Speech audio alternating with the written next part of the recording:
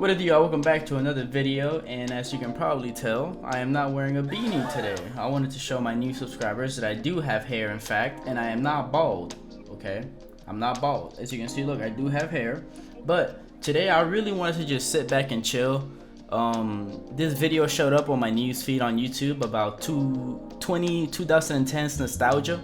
So I figured, hey, why not watch it, bro? So let's get straight into the video, bro. On January 28, 2004, I was brought into this world, meaning that a majority of my childhood was spent in the 2010s, which is what I would consider the best decade to ever grace planet Earth. Most Nowadays, definitely. little kids are making TikToks on their iPhone 14s and playing Fortnite all day. But those experiences don't even compare to what us 2000 babies grew up with. We knew how to have fun and actually socialize with each other. Everything was so much simpler and wholesome in the vibe. Bro, that is facts. 100% facts. Growing up, I used to go outside.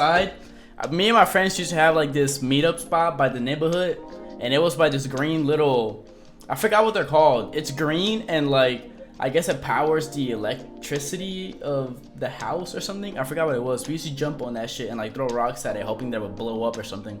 But yeah, we used to meet up at that one spot and just do bad shit, bro. Like ding dong ditch, throw rocks at squirrels. Two little baby gators on this little pond close to our neighborhood.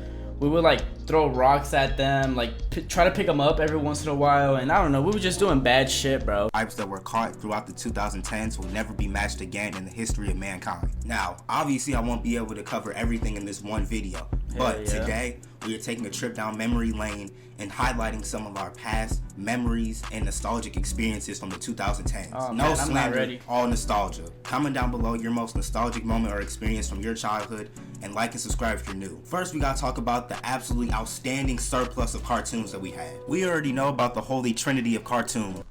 Oh my god, Adventure Time, bro. Adventure Time.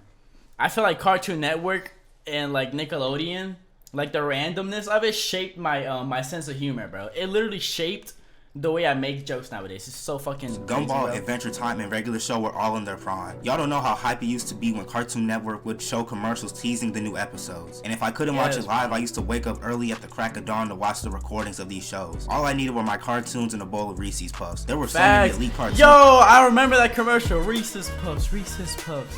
Peanut butter chocolate flavor. I remember that shit, bro. Damn. These shows. All I needed were my cartoons and a bowl of Reese's Puffs. There were so many elite cartoons that came on back in the day. Now, obviously, I can't cover every show because I don't want this video to be a light year long, but let's just quickly compare the heat that we had back in the day to what these little niggas are watching nowadays. We had SpongeBob, Gumball, Regular Show, Adventure Time, Gravity Falls, Ninjago, Arthur, Wild Kratts, Fairly Odd Parents, Johnny Test, Ed, Edd n Eddy, Steven Universe, Total Drama. I'm gonna cry, bro. I'm gonna cry. Code Name. And we also had shows that were hella slept on, like Clarence, Sanjay and Craig, We Bare Bears, Fanboy and Chum Chum. Fanboy and Chum Chum! I was just about to say that, bro.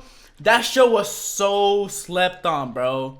It was so slept on. I think they stopped making it for some reason, but it was just a randomness of it, bro, that I love. Breadwinners. What cartoons are these youngins even watching nowadays?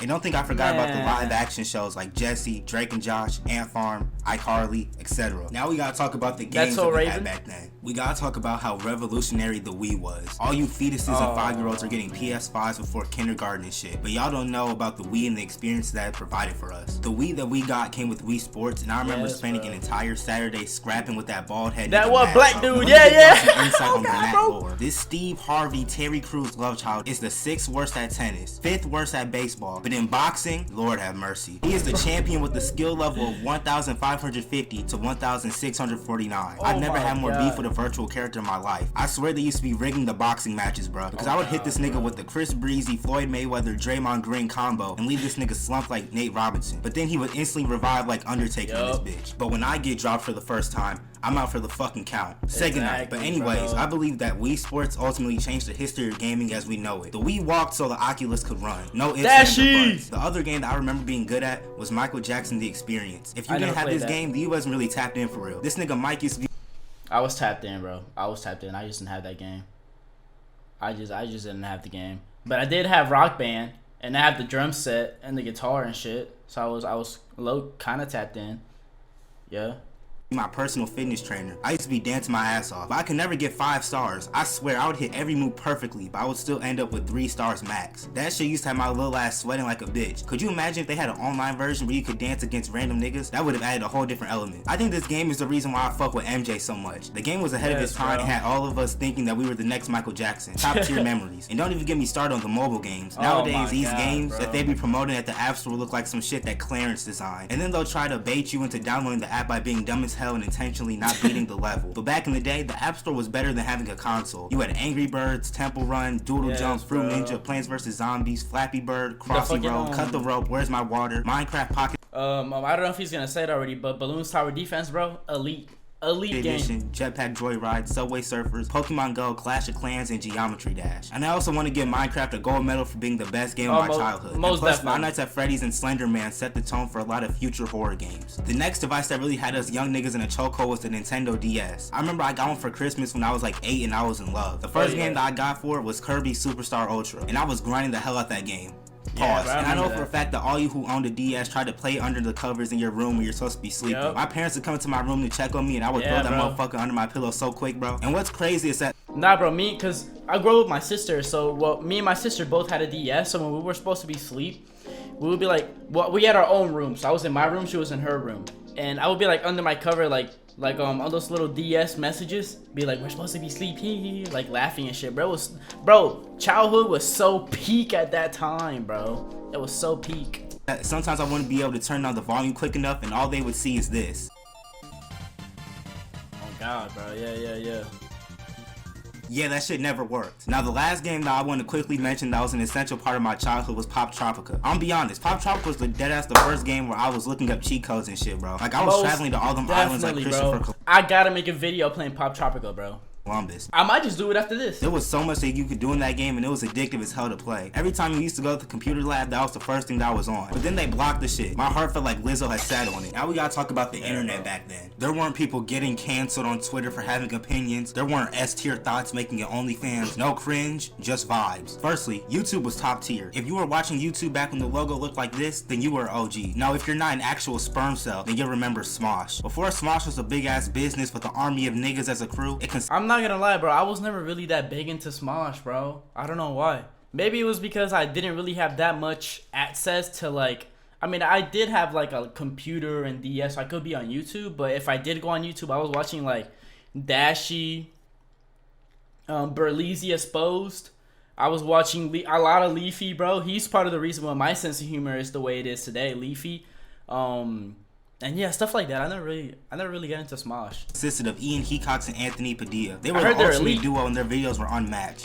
I started watching their videos in like 3rd grade, which looking back years later probably wasn't the best idea. But it was cool because 90% of their jokes flew over my 8-year-old head. I remember watching their Lunchtime with Smosh, food battles, and other skits. But by far their best content was Mail Time with Smosh. If you know, you know. These niggas would deadass get sent the most miscellaneous artifacts from their fans. It was no corny jokes, no extra sound effects, no drama. Just 2 funny guys having fun. And that ultimately describes YouTube as a whole in the 2010s. There was no cringe, no over-the-top content and clickbait videos. There were just people having fun. Some other YouTubers I liked back then were Popular MMOs and Dan TDM. I used to binge watch all their mod showcases knowing damn well I wasn't going to install any of them. They made Minecraft seem so fun, and I remember coming home from school every day and watching them for hours on end. Also, another thing that the 2010s doesn't get enough credit for are creepypastas. Slenderman, Jeff the Killer, Sonic EXE, but the one that personally scared me the most was Unwanted House Guests. Bro, deadass had me checking underneath my bed for 3 months straight. Another thing that we have to discuss is the music. Don't get me wrong, today's music is fire. Well, most of it anyway. But back then, there were generational hits like Party Rock Anthem, Gangnam Style, and Thrift Shop. We would walk around the school singing all these lyrics. And you wanna know something crazy? There's a line in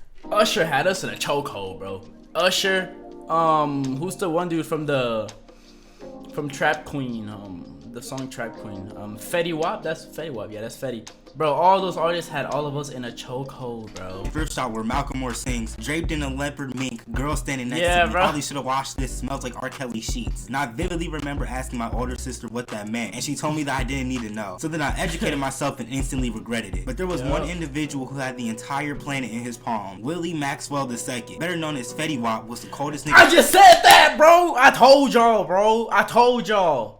She's a trap queen and I'm in a mid. But I'm telling you, bro, I was in high school. I think I was a freshman when that song came out. Bro, everybody was singing it in the car, in the lunchroom, in the bathroom, in the hallway, after school, lunch, recess, everywhere, bro. During home period, whatever you call it. On planet Earth for a smooth 2 to 3 years. Bro's discography was lethal. Trap Queen, 679, Again, Jimmy Choo, but my personal favorite was My Way, especially the one with Drake. Me and my niggas really used to be singing that songs for our crushes, bro. Had me feeling like them singers in those music videos from the early 2000s. The music was simple and catchy, yet melodic. Not to mention other hits like Panda, Call Me Maybe, Grenade, Blessings, Broccoli, Black Beatles, and Hotline Bling. And I know y'all remember hitting the quad and watching me whip and Nene. Another thing that the internet provided was the trends. Before niggas were hospitalizing themselves by eating soap and stealing shit from school as a devious slick, we actually had creative and fun challenges. The ASL Ice Bucket Challenge not only raised money, but was a harmless challenge. And probably the best challenge of the 2010s, in my opinion, was the Mannequin Challenge. We got some of the coldest videos on the internet because of that. Nowadays, people will do the dumbest shit for clout and popularity and will spare no expense, even if it comes at the cost of their own life. Finally, we have to talk about the real life experiences of the 2010s. Back when us kids used to actually leave our rooms unlike you squeakers nowadays. Playing outside was the most therapeutic thing for me back then. There was nothing like coming home from school, doing your homework fast as hell, and then spending the rest of the day with your friends. There would be times where I would wake up at like 8 a.m. and stay outside playing basketball with the homies until it's pitch black outside. Those were the realest days, and I hope you all were able to experience something like this when you were younger. Playing in the sprinkler, eating ice cream during the summer, and not having a care in the world. Hanging out with the homies while the sun set was a priceless experience. Another real life experience that deserves a mention is Silly Bands. I still have my Silly Bands in the box to this day, and I remember buying every pack that I could get my hands on. My circulation was getting cut off, but I didn't give a damn. I was that nigga. We really used to rock them hoes like they was VVS diamonds. And my friends and I used to trade them like we were NBA managers and shit. Look, bro, I'll get you the Penguin. I remember my sister used to have all the monkeys, bro. Like the monkeys and like the tie-dye ones. And she would never trade me for any because I always had the lamest ones, bro. Taco and dog bone for the T-Rex. Overall, the 2010s was a beautiful experience, and I'm blessed to have spent my childhood in the best decade ever. And it's crazy how a lot of us took that for granted. But I think that's gonna be everything I'm gonna cover in this video at least, you feel me? Comment down below your favorite childhood experience or a nostalgic memory from your childhood. But I just wanted to take a blast into the past and look back at how good life was. Thank you for watching. Comment down below. Video was fire, bro. I'm gonna leave the link to his channel, the video, everything below, because that shit was absolute fire, bro. Well, that was it for that video. Hope you guys enjoyed. I really wanted to watch some nostalgic content, and that video most definitely brought that. If you guys liked the video, like and subscribe for more. And yes, I do have hair, I'm not bald. And I will see y'all in the next video. Love y'all. Peace.